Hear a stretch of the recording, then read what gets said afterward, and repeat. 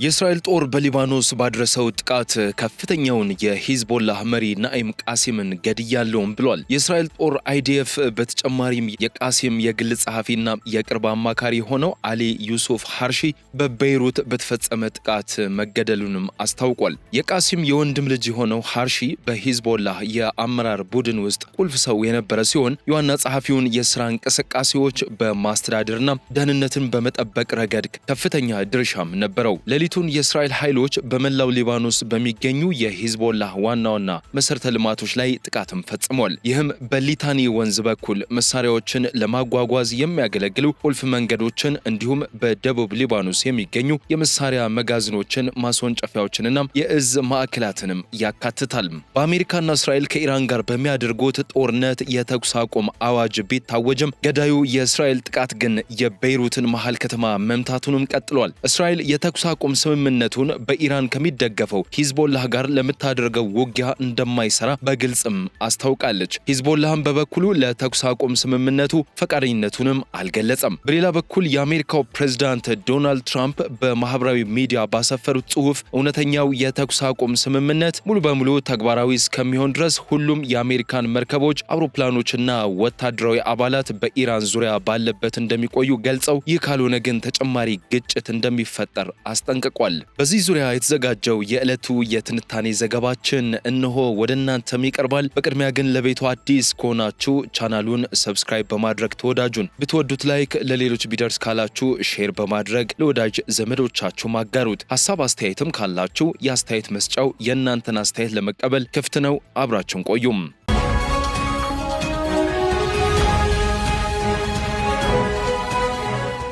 ፕሬዚዳንት ትራምፕ አክለውም በማንኛውም ምክንያት ስምምነቱ ተግባራዊ ካልሆነም ይህም የመሆን ዕድሉ በጣም ዝቅተኛ ቢሆንም ጦርነቱ ይጀምራል። ይህም ማንኛውም ሰው ከዚህ ቀደም አይቶት በማያውቀው ሁኔታ ከባድና አውዳሚ ይሆናልም ብለዋል። ይህ በእንዲህ እንዳለ እስራኤል በሊባኖስ ላይ እስከዛሬ ካደረሰቻቸው ጥቃቶች ሁሉ በከባዱ በትላንትናው ዕለት በፈጸመችውና በመቶዎች የሚቆጠሩ ሰዎችን በገደለችው ጥቃት ሳቢያም ከዩናይትድ ስቴትስ ጋር ዘላቂ የሰላም ስምምነት ለመፍጠር የሚደረገው ንግግር መቀጠል ምክንያታዊ አይሆንም ስትል ኢራን ቀደም ብላም ገልጻም ነበረ። ሁለቱም ወገኖች በኢራን የኒውክሌር መርሃ ግብር ላይ ያላቸው አቋም የተራቀቀ ይመስላል። ዶናልድ ትራምፕ ኢራን ዩራኒየም ማበልጸግ ለማቆም ተስማምታለች ሲሉ፣ የኢራን ፓርላማ አፈ ጉባኤ መሐመድ ባገር ቃሊባፍ ግን በተኩስ አቁም ስምምነቱ መሰረት ዩራኒየም ማበልጸግ እንድትቀጥል ተፈቅዶላታልም ብሏል። ዶናልድ ትራምፕ ምሽት ላይ በትሩዝ ሶሻል ገጻቸው ባሰፈሩት ጽሑፍ ከረጅም ጊዜ በፊት ተስማምተናል፣ በተቃራኒው የሚወሩ የሐሰት ወሬዎች ቢኖሩም የኒውክሌር መሳሪያ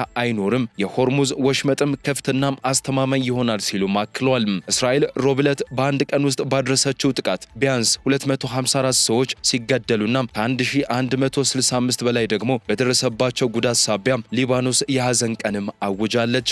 የሊባኖስ ጠቅላይ ሚኒስትር ነዋፍ ሰላም ቢሮ እንደገለጸው ጠቅላይ ሚኒስትሩ የእስራኤልን ጥቃት ለማቆም ሁሉንም የሊባኖስ ፖለቲካዊና ዲፕሎማሲያዊ ሀብቶችን ለማንቀሳቀስ እየሰሩ ነው። የእስራኤሉ ጠቅላይ ሚኒስትር ቤንያሚን ኔታንያሁ ሊባኖስ በአሜሪካና በኢራን መካከል በተደረገው የተኩስ አቁም ስምምነት ውስጥ አልተካተተችም ያሉ ሲሆን የአሜሪካው ምክትል ፕሬዝዳንት ጄዲ ቫንስም እንደዚህ አይነት ቃል በጭራሽም አልገባንም ብለዋል። የኢራኑ የውጭ ጉዳይ ሚኒስትር አባስ አራግቺ በበኩላቸው በአሜሪካና በኢራን መካከል ስለ ሊባኖስ የተቀመጡት ውሎች ግልጽ ናቸው ያሉ ሲሆን ዋሽንግተን በተኩስ አቁሙ ወይም በእስራኤል በኩል በሚቀጥል ጦርነት መካከል አንዱን መምረጥ አለባት፣ ሁለት ወዶ አይሆንም ብለዋል። በሌላ በኩል የሊባኖስ ጤና ሚኒስትር ራካን ናስረዲን የጤና ስርዓቱን በእስራኤል ጥቃቶች ምክንያት ለደረሱት ከፍተኛ ቁጥር ያላቸው ሲቪል ተጎጂዎች ሕክምና ለመስጠት በመጨነቁ ዓለም አቀፍ እርዳታ እንዲደረግ ጥሪም አቅርበዋል።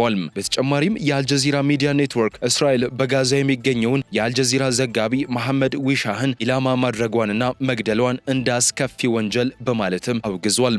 በሌላ በኩል የሮይተርስ የዜና ወኪል እንደዘገበው እስራኤል የሊባኖሱን የሂዝቦላህ ቡድን መሪ ናኢም ቃሲምን በቤይሩት ላይ ሌሊቱን ባደረገችው ጥቃት መግደሏንም ገልጻለች።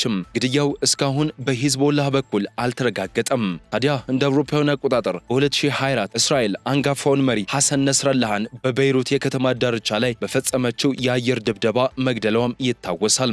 ሂዝቦላህ በቡድኑ ውስጥ ከ30 ዓመታት በላይ ከፍተኛ አመራር የነበሩትን ቃሲምን ነስረላህ ከተገደለ ከአንድ ወር በኋላም አዲስ መሪ አድርጎም ሰይሞም ነበረ።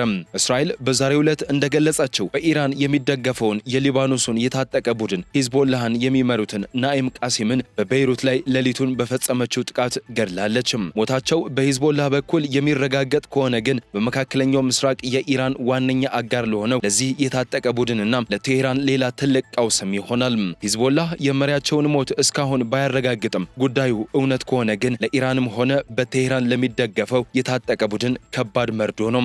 የእስራኤል መከላከያ ኃይል ወይም አይዲኤፍ በቴሌግራም ገጹ ባወጣው መግለጫ የሂዝቦላህ ዋና ጸሐፊ ናኢም ቃሲምን ረዳት በቤይሩት ገድሏል። ሌሊቱን ተከታታይ የሂዝቦላህ የሽብር መሠረተ ልማት ቦታዎችም ተደብድበዋልም ብሏል። መግለጫው አክሎም ትላንት የእስራኤል መከላከያ ኃይል በቤይሩት አካባቢ በፈጸመው ጥቃት የሂዝቦላህ ዋና ጸሐፊ ናኢም ቃሲም የግል ጸሐፊና የወንድም ልጅ የሆነውን አሊ ዩሱፍ ሃርሺን ገድሏል ብሏል። የእስራኤል ጦር አሊ ሃርሺ የቃሲም የቅርብ የሥራ ባልደረባና የግል አማካሪ እንደነበር ገልጾ የሂዝቦላህን መሪ ቢሮ በማስተዳደር ረገድ ማዕከላዊ ሚና ይጫወት እንደነበርም አክሏል። በሌላ በኩል የእስራኤል መከላከያ ኃይል እንደገለጸው በኢራን የሚደገፈው የሊባኖስ ታጣቂ ቡድን በሊባኖስ የሚገኘውን የሊታኒ ወንዝን ከሰሜን ወደ ደቡብ ለማቋረጥና በሺዎች የሚቆጠሩ መሳሪያዎችን፣ ሮኬቶችንና ማስወንጨፊያዎችን ለማጓጓዝ የሚጠቀምባቸውን ሁለት ቁልፍ መሻገሪያዎች ላይ ጥቃትም ፈጽሟል።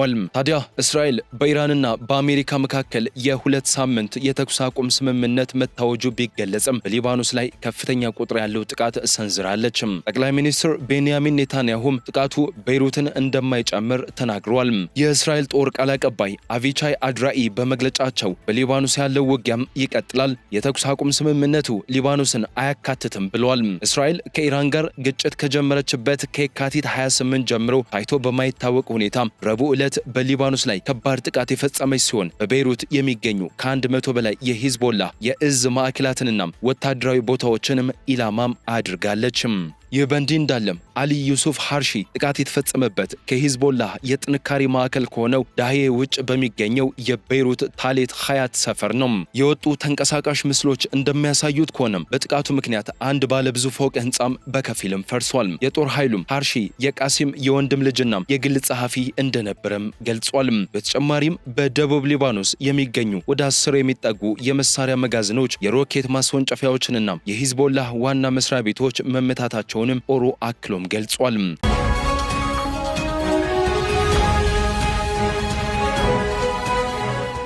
አሜሪካና እስራኤል በኢራን ላይ የአየር ድብደባ ከጀመሩና የወቅቱን የኢራን የበላይ መሪ አሊ ኻሜኔን ከገደሉ ከሁለት ቀናት በኋላ ሂዝቦላህ መጋቢት 2 ቀን የኢራንን ወገን ይዞ የቀጠናውን ጦርነትም ተቀላቅሏል። እስራኤል በኃይል ምላሽ እንደምትሰጥ የገለጸች ሲሆን ከዚያ ወዲህ ባደረሰቻቸው የአየር ጥቃቶች ከ1000 በላይ ሰዎችንም ገድላለች። ታዲያ እንደ አውሮፓውያን አቆጣጠር ጥቅምት 7 ቀን 2023 የጋዛ ጦርነት ከተጀመረ ወዲህ እስራኤል በተከታታይ በፈጸመቻቸው ግድያዎች የቡድኑን ወታደራዊ አቅም በማዳከም ስታጠቃው ቆይታለች። ከአንድ ዓመት በላይ ከዘለቀ ውጊያ በኋላ በ2024 በአሜሪካ ድጋፍ በእስራኤልና በሊባኖስ መካከል የተኩስ አቁም ስምምነት ቢደረግም እስራኤል የሂዝቦላህ ኢላማዎች ናቸው ባለቻቸው የሊባኖስ ቦታዎች ላይ መደበኛ ጥቃቶችንም ስትፈጽምም ቆይታለች። ቡድኑን በድጋሚ ለመታጠቅ እየሞከረ ነው ስትልም ከሳለች። ሂዝቦላህ የተኩስ አቁሙን ለማራዘም ያለመውን የአሜሪካን የትጥቅ መፍታት ጥያቄም ውድቅ አድርጓል። ቃሲም በሊባኖስ ላይ ሰፊ ጦርነት ዳግም የሚጀምር ከሆነም በእስራኤል ላይ ሚሳኤሎች እንደሚዘንቡ በመግለጽ እስራኤልን በቀጥታም አስፈራርቷል። እንደ አውሮፓውያን አቆጣጠር በ2024 እስራኤል አንጋፋውን መሪ ሐሰን ነስረላህን በቤይሩት የከተማ ዳርቻ ላይ በፈጸመችው የአየር ድብደባ ገድላለችም። ይህም ሂዝቦላህ ለፍልስጤሙ ተከላካይ ቡድን ሐማስ ድጋፍ ለመስጠት በድንበር ላይ ወደሚገኙ የእስራኤል ይዞታዎች ተኩስ በከፈተ ጊዜ ለተቀሰቀሰው ግጭት መባባስ ማሳያም ነበረም። ሂዝቦላህ ነስረላህ ከተገደለ ከአንድ ወር በኋላ በቡድኑ ውስጥ ከ30 ዓመታት በላይ ከፍተኛ አመራር የነበሩ ቃሲምን አዲስ መሪ አድርጎም ሰይሟል። ቡድኑ እንደ አውሮፓውያን አቆጣጠር በ1982 በሊባኖስ የተመሰረተ ሲሆን በወቅቱም የነበረውን የደቡብ ሊባኖስ የእስራኤል ወረራ ለመታገል በኢራን የአብዮታዊ ጥበቃ ኃይል ድጋፍ የሚደረግለት ነው። ይህ በእንዲህ እንዳለም የኢራን የውጭ ጉዳይ ሚኒስትር እስራኤል በሊባኖስ ላይ የፈጸመችውን ጥቃት በጥብቅ አውግዟል። የውጭ ጉዳይ ሚኒስትር ቃል አቀባይ እስማኤል ባቃይ እስራኤል በሊባኖስ ላይ የፈጸመችውን ከፍተኛ ጥቃት አስከፊ ወንጀል በማለትም በጥብቅ አውግዟል። በኢራን በአሜሪካና በእስራኤል አገዛዝ መካከል የተኩስ አቁም ስምምነት በስራ ላይ በዋለ በጥቂት ሰዓታት ውስጥ እስራኤል ረቡዕ ዕለት በመላው ሊባኖስ በደቂቃዎች ልዩነት ውስጥ ቢያንስ 100 የአየር ጥቃቶችንም ፈጽማለችም። በኢራን ባለ 10 ነጥብ እቅድ ላይ ተመስርቶ የእርቅ ድርድሩን የመሩት የፓኪስታኑ ጠቅላይ ሚኒስትር ሸህባዝ ሸሪፍ በይፋ እንደገለጹት ከሆነም የተኩስ አቁም ስምምነቱ ሊባኖስንም የሚያካትት ነበረም። የፓኪስታን ጠቅላይ ሚኒስትር እንደገለጹት በሊባኖስ ግንባር ያለው ግጭት መቆም በኢራንና በአሜሪካ መካከል የተደረገው የተኩስ አቁም ስምምነት አንዱ አካል ነው። ዛሬ የእስራኤል አገዛዝ በሊባኖስ ላይ የፈጸመው ወንጀል የተኩስ አቁም ስምምነቱን በግልጽ መጣስ ነው ብሏል። ቃል አቀባዩ እስራኤል በሊባኖስ እየፈጸመችው ያለውን ድርጊት አደገኛ መዘዝ እንዳለው ያስጠነቀቁ ሲሆን በዚህ ረገድም የአሜሪካ መንግስት ቀጥተኛ ተጠያቂነት እንዳለበት አጽንኦት ሰጥቷል። አሜሪካና እስራኤል በኢራን ላይ የጥቃት ጦርነታቸውን የጀመሩት የካቲት 28 ቀን ሲሆን በወቅቱም የእስላማዊ አብዮት መሪ የነበሩትን አያቶላ ሰይድ አሊ ኻሜኒን ገድሏል።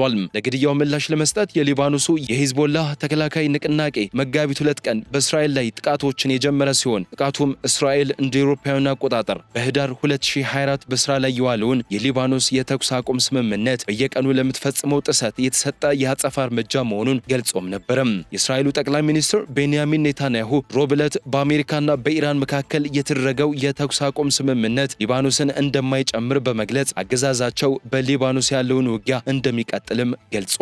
በዚህ ዕለት የእስራኤል አገዛዝ የሊባኖስ መዲና በሆነችው ቤይሩት በሚገኙ ጥቅጥቅ ያሉ የንግድና የመኖሪያ አካባቢዎች እንዲሁም በሌሎች የሀገሪቱ ክፍሎች ላይ በፈጸመው ጥቃት የሊባኖስ ሲቪል መከላከያን ጠቅሶ አልጀዚራ እንደዘገበው ከሆነ ቢያንስ 254 ሰዎች ሲገደሉ ከ1100 በላይ ደግሞ ቆስሏል።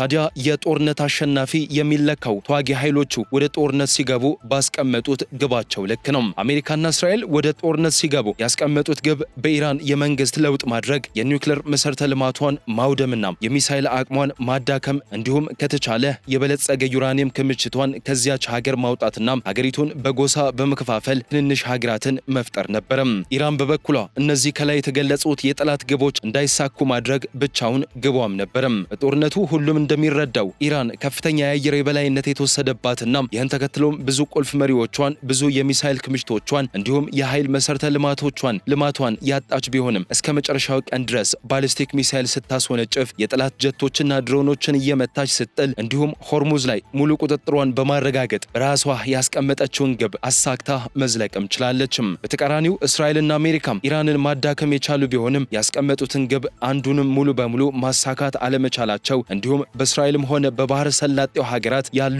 የጸረ ሚሳይል ክምችቶች ከዕለት ወደ ዕለት እያነሱ መምጣታቸው ለድርድር እንዲዘጋጁም ግድ ብሏቸዋል። አሜሪካ እነዚህ ጸረ ሚሳይሎች ለመተካት ብትፈልግ እንኳ ያላት ክምችት ውስን በመሆኑ በእስያ፣ አውሮፓ፣ ሰሜን አሜሪካ የሚገኙትን ማንቀሳቀስ ይኖርባታል። ይህ ቢደረግ እንኳ አሜሪካ ያላት በተለይም የታድ ጸረ ሚሳይሎች ክምችት በጣም ውስን በመሆኑ ምርቱን በከፍተኛ ሁኔታ ማሳደግም ያስፈልጋል። ይህም በአጭርና በመካከለኛ ጊዜ ውስጥ በተግባር የማይቻልና እጅግ ውድ ነው። አሜሪካ የሎጂስቲክ ወይም የአስቻይ ሁኔታ ጉዳይ ሳይሆን ጸረ ሚሳይል ምርት እጥረትም ገጥሟታል። በተቃራኒው ኢራን በጦርነቱ ጅማሬ ሚሳይሎቿ ከነበራቸው 5% ኢላማ የመምታት ንጻሬ በቅርብ ቀናት 25% ደርሷል። ኢራን የአሁኑ ሰዓት ኃይሏን መልሳ ለመገንባት ወታደራዊ አድቫንቴጅም ይኖራታል።